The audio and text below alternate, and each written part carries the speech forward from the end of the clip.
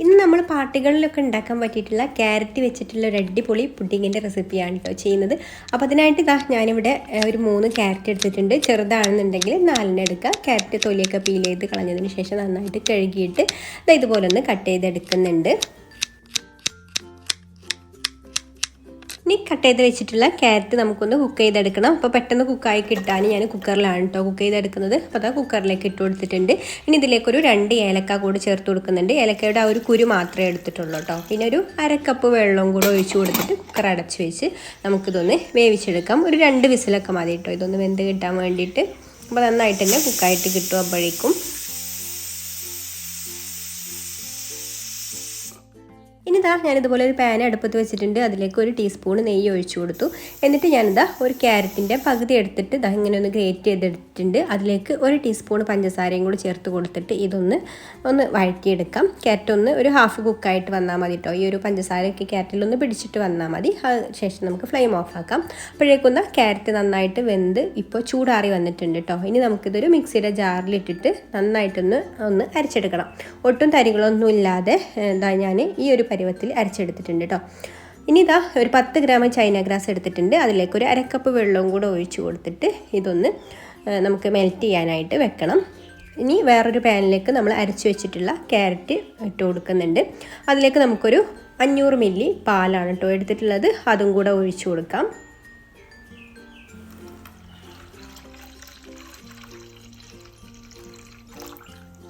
ഇനി നമുക്കിതൊന്ന് നന്നായിട്ട് മിക്സാക്കി എടുക്കാം. ഇപ്പോൾ ഞാൻ ഫ്ലെയിം ഓൺ ആക്കിയിട്ടില്ല കേട്ടോ. എല്ലാം ചേർത്ത് കൊടുത്തതിന് ശേഷമാണ് ഫ്ലെയിം ഓൺ ആക്കുന്നത്. ഇനി ഇതിലേക്കൊരു 1/2 ടിന്ന് കണ്ടൻസ്ഡ് മിൽക്കും കൂടെ ചേർത്ത് കൊടുക്കുന്നുണ്ട്. ഇനി മധുരത്തിന് മുഴുവനായിട്ട് കണ്ടൻസ്ഡ് മിൽക്ക് ചേർക്കണമെന്നുണ്ടെങ്കിൽ അങ്ങനെയും ചേർത്ത് കൊടുക്കാം കേട്ടോ. ഞാനിപ്പോൾ ഇവിടെ പഞ്ചസാരയും ചേർത്ത് കൊടുക്കുന്നുണ്ട്. അപ്പോൾ അതിനനുസരിച്ചിട്ടുള്ള കണ്ടൻസ്ഡ് മിൽക്കേ ചേർത്ത് കൊടുത്തിട്ടുള്ളൂ. ഞാൻ 1/4 കപ്പ് പഞ്ചസാരയാണ് കേട്ടോ ചേർത്ത് കൊടുത്തിട്ടുള്ളത്. ഇനി നമുക്കിതൊന്ന് നന്നായിട്ട് മിക്സ് ചെയ്ത് കൊടുത്തിട്ടൊന്ന് നന്നായിട്ട് ചൂടാക്കിയെടുക്കാം.